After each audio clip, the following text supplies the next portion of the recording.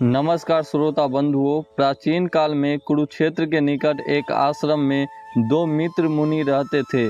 ध्यानी और कर्मी दोनों बचपन से साथ बड़े हुए थे और समान गुरु से शिक्षा प्राप्त की थी। दोनों में गहरा स्नेह और सम्मान था।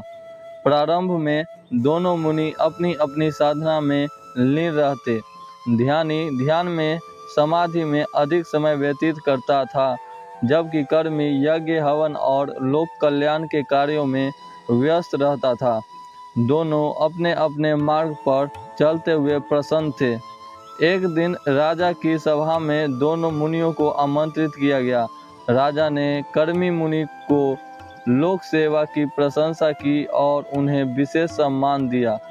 साथ ही एक सुंदर आश्रम भूमि भेंट की। ध्यानी मुनि के मन में पहली बार एक विचार उत्पन्न हुआ, क्या मेरी साधना व्यर्थ है? राजा ने केवल कर्मी की प्रशंसा क्यों की? घर लौटकर ध्यानी मुनि कर्मी की गतिविधियों को देखने लगा।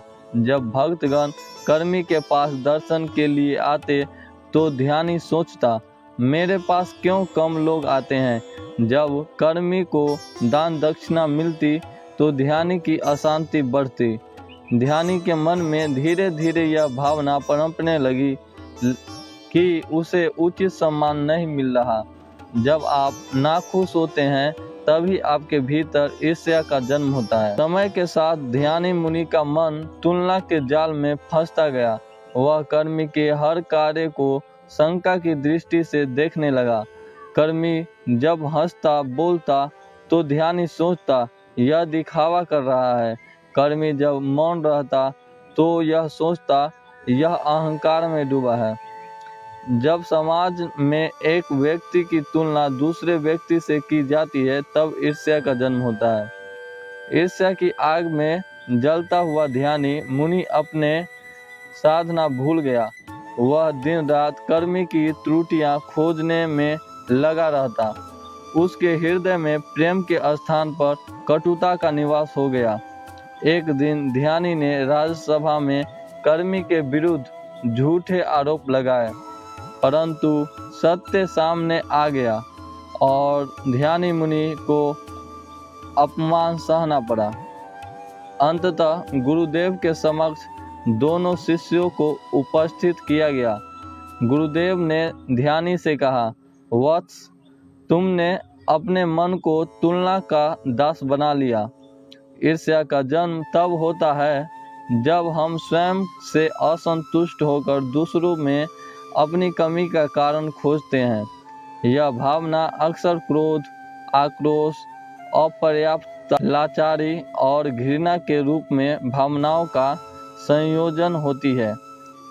सच्ची साधना यह है कि तुम अपने भीतर पूर्णता का अनुभव करो। जब तुम स्वयं में संतुष्ट होगे तभी दूसरों की उन्नति में तुम्हें आनंद आएगा, ईर्ष्या नहीं।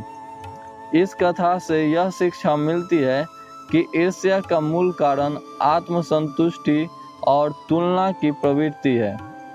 जब तक आप भीतर से अधूरापन महसूस करते हैं तब तक किसी इंसान के पास आपके अनुसार अपने से थोड़ा सा भी ज्यादा दिखने पर जलन महसूस होगी।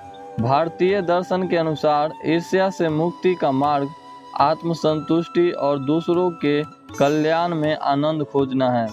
जब व्यक्ति अपने भीतर पूर्णता का अनुभव करता है तो ईर्ष्या का कोई स्थान नहीं रह जाता।